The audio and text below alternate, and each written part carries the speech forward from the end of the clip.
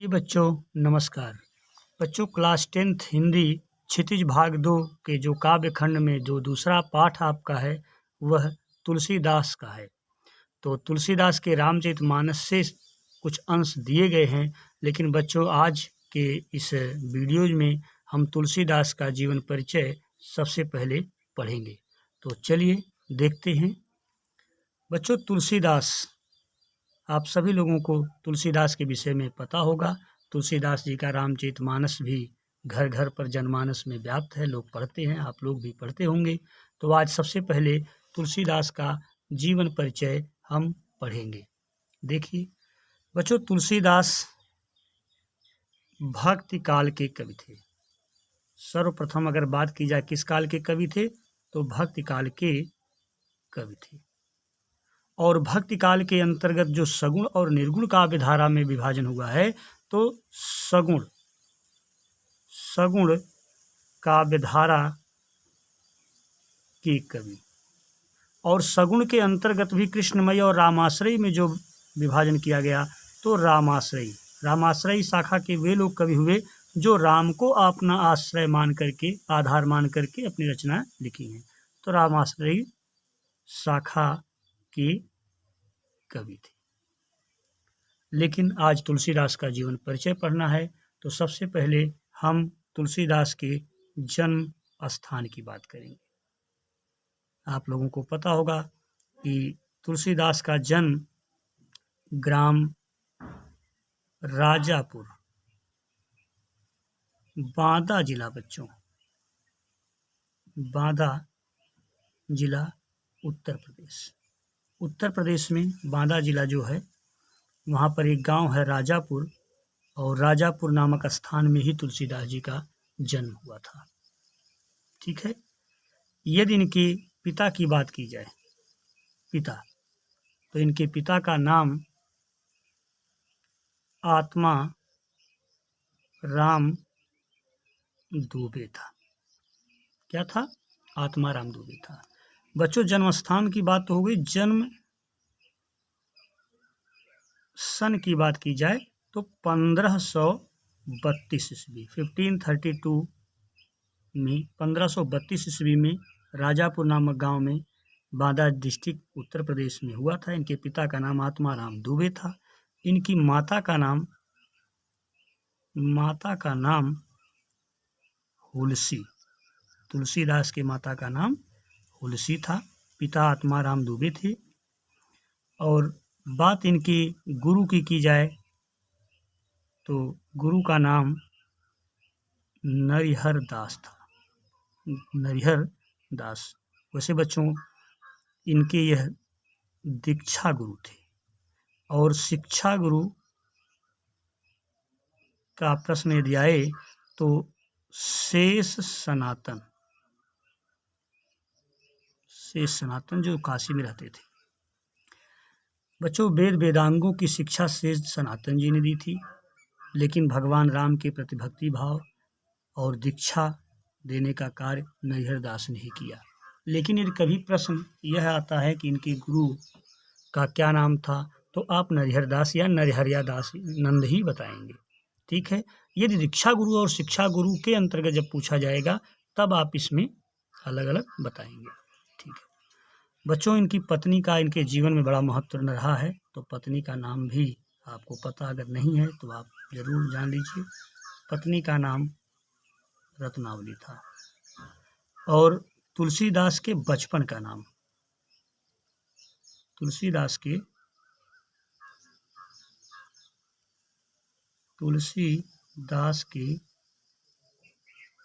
बचपन का नाम राम बोला था। बच्चों, ऐसा कहा जाता है कि तुलसीदास जी का जब जन्म हुआ उस समय बच्चे रोते हैं, लेकिन तुलसीदास जी के मुंह से राम का नाम निकला, इसलिए इनका बचपन का नाम इनके माता पिता ने राम बोला रख दिया। लेकिन ऐसी मान्यता है कि तुलसीदास जी का जब जन्म हुआ वह अभुक्त मूल नक्षत्र में जन्म हुआ था। अभुक्त मूल नक्षत्र में जन्म हुआ था। और कहते हैं कि मूल नक्षत्र में जन्म लेने वाले जो बालक होते हैं, वह अपने माता पिता के लिए हानिकारक होते हैं। इसीलिए जब रामबोला का अर्थात तुलसीदास का जन्म हुआ तो कुछ घंटों के बाद ही हुलसी जो इनकी माता का नाम था, इनकी मृत्यु हो गई। और इनके पिता आत्मा राम दुबे क्योंकि ज्योतिषी थे, जानकार थे, उन्होंने तुलसीदास को अपनी एक दासी थी जिसका नाम मुनिया था, दासी का नाम क्या था? मुनिया, इसे दिया और कहा कि ले जाकर इसे तुम कहीं छोड़ आओ, इस बालक को त्याग दो। लेकिन ऐसी मान्यता है, ऐसा कहा जाता है कि मुनिया लेकर के गई। एक भिखारिन थी, भिखारिन का नाम पार्वती था, उसे दे दिया और पार्वती ने इस बालक का पालन पोषण किया।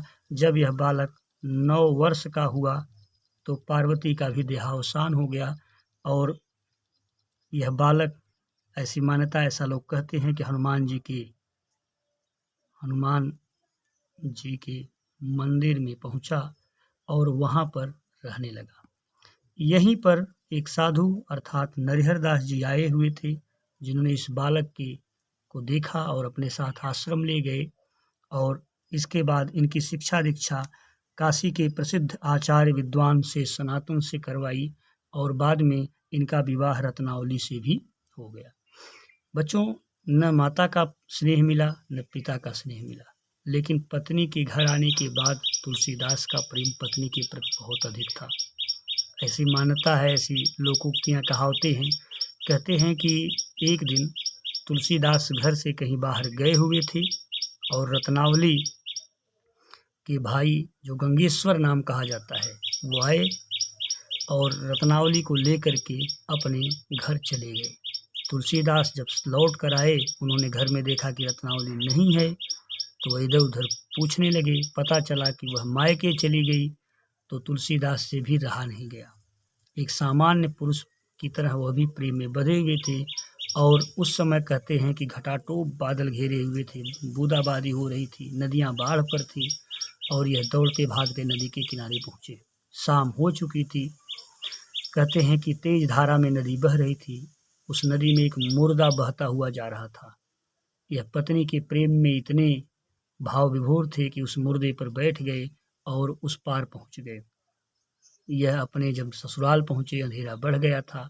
यहाँ तक कहा जाता है कि एक सांप को पकड़ करके यह आंगन में उतरे और रत्नावली के जब पास पहुंचे तो रत्नावली ने देखा तो वह क्रोधित हो गई। उसे लगा कि यह हमारा एक मान सम्मान नहीं है, बल्कि हमारा अपमान है कि यह चोरी छिपे मेरे पीछे दौड़ते भागते चले आए। कहते हैं कि रत्नावली ने तुलसीदास को फटकार भी लगाई थी। रत्नावली ने क्या कहा? रत्नावली ने कहा, लाज न आवत आपको, दौड़हूं आयहूं साथ, धिक धिक ऐसे प्रेम को कहाँ कहूँ मैं नाथ। तो इस तरह से बच्चों फटकार लगाई रत्नावली ने तुलसीदास को। कहा कि लाज न आवत आपको, दौड़े हुए आयो साथ, आपको लज्जा भी नहीं आती है। अभी हमारे यहाँ पर आए हुए कुछ समय हुए हैं, आप दौड़े हुए मेरे पीछे पीछे साथ चले आए।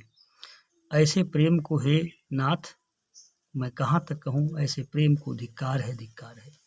तुलसीदास तब भी मोह में पड़े हुए थे, लेकिन इसके बाद रत्नावली ने जो बात कही वो तुलसीदास का हृदय परिवर्तन कर दिया, तुलसीदास को तुलसीदास बना दिया। बच्चों, रत्नावली ने कहा कि अस्थि चर्म मय देह मम,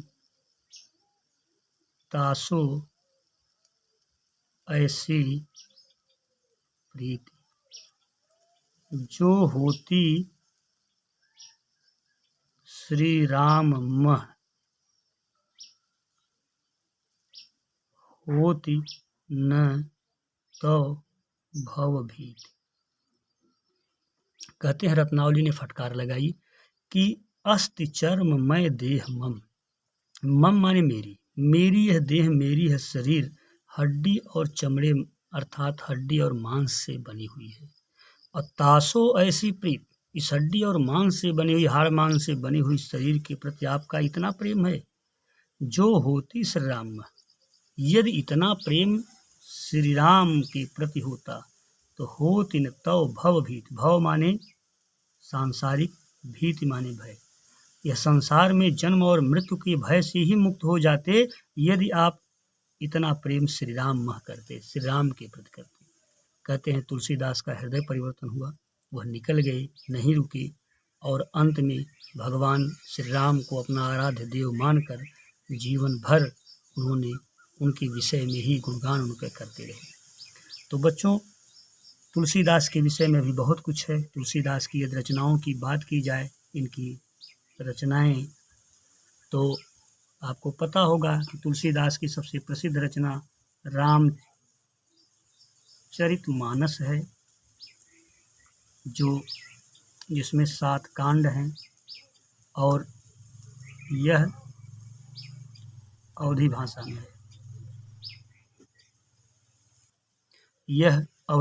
में है। बच्चों, कुल प्रमुख 12 रचनाएं हैं, लेकिन रामचरितमानस, विनय पत्रिका, दोहावली, गीतावली, इसके बाद जो है कृष्ण गीतावली। बच्चों, कृष्ण गीतावली कृष्ण के विषय में लिखी हुई तुलसीदास द्वारा एकमात्र रचना है। रामचरितमानस अवधी भाषा में लिखा गया है। विनय पत्रिका, दोहावली, गीतावली, कृष्ण गीतावली ये सभी ब्रज भाषा में है। और इनकी एक बहुत प्रसिद्ध रचना भी है, हनुमान बाहुक। हनुमान बाहुक कहते हैं कि ये तुलसीदास की भुजाओं में पीड़ा होती थी, दर्द होता था। इस रचना के लिखने मात्र से ही उनका वह कष्ट दूर हो गया। तो हनुमान बाहुक भी एक उनकी हनुमान बाहुक रचना थी। इसी तरह से बच्चों, जानकी मंगल है, पार्वती मंगल है। तो बच्चों, जानकी मंगल, पार्वती मंगल, इसके बाद वैराग्य संदीपनी जैसी और भी रचनाएं हैं, रामाज्ञा प्रश्न है। तो इस तरह की कुल 12 प्रमुख तुलसीदास की रचनाएं हैं। बच्चों, इनकी भाषा की बात की जाए तो तुलसीदास की भाषा जो है वो ब्रज रही है भाषा। बच्चों, प्रमुख भाषा वैसे अवधी बैसवाड़ी है, लेकिन कुछ रचनाएं ऐसी हैं जो ब्रज में भी लिखी गई हैं, तो हम ये मानेंगे कि भाषा ब्रज और अवधी दोनों है। सबसे प्रमुख भाषा तो अवधी है, लेकिन दोहावली, कवितावली, गीतावली, जिसमें वली अंत में आए हैं, वो सब ब्रज में हैं। और रामलला नहछू है, रामचरितमानस है, यह अवधी बैसवाड़ी में लिखी गई है। तो ये प्रमुख रचनाएं इनकी हो गई। इसके बाद जो है बच्चों, तुलसीदास के विषय में कुछ प्रमुख कथन हैं,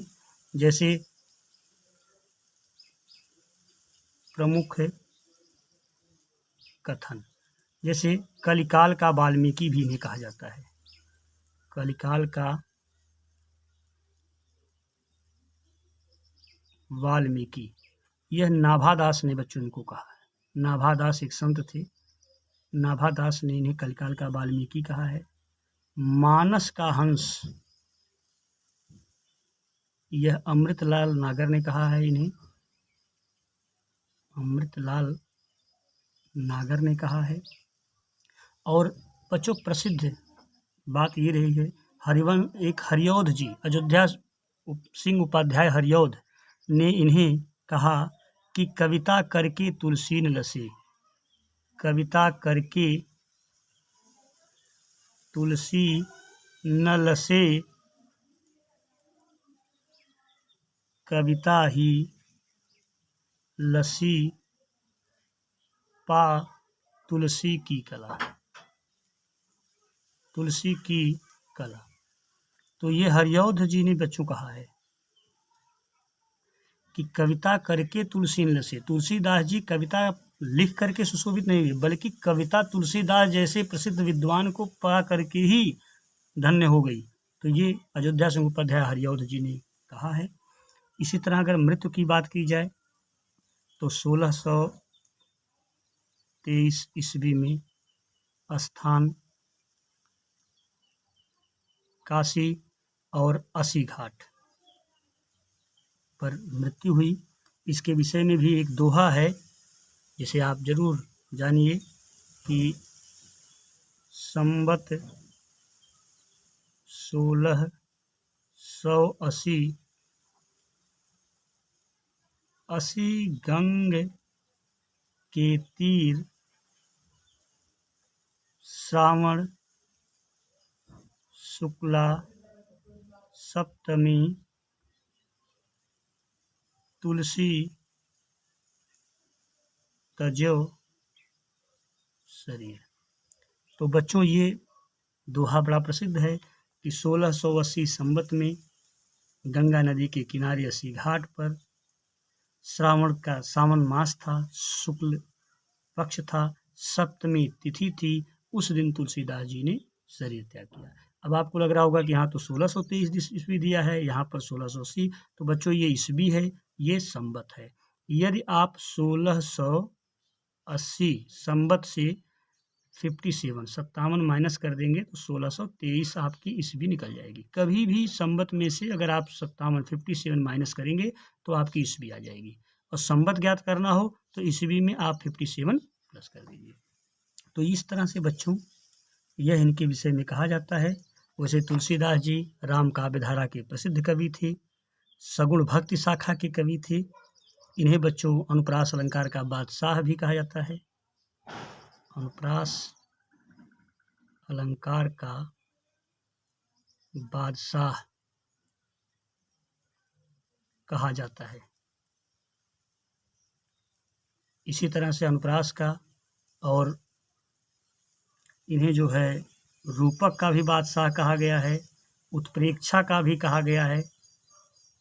और सबसे प्रसिद्धि जो इनकी तुलसीदास की है वो रामचरितमानस है। रामचरितमानस अवधी भाषा में लिखा गया है, कुल 7 कांड हैं। सबसे बड़ा बाल कांड है जो प्रथम कांड है, और भारतीय संस्कृति के पुरोधा कहे जाते हैं। भारतीय जनता के सबसे प्रसिद्ध कवि थे। तो बच्चों इनके विषय में हमने आपको इनके पूरे समग्र जीवन परिचय के विषय में बताया, किस काल के कवि थे, किस मार्गधारा के थे, स्थान, पिता का नाम, माता का नाम, गुरु का नाम। तो इसे आप सभी लोग नोट कर लेंगे। धन्यवाद बच्चों।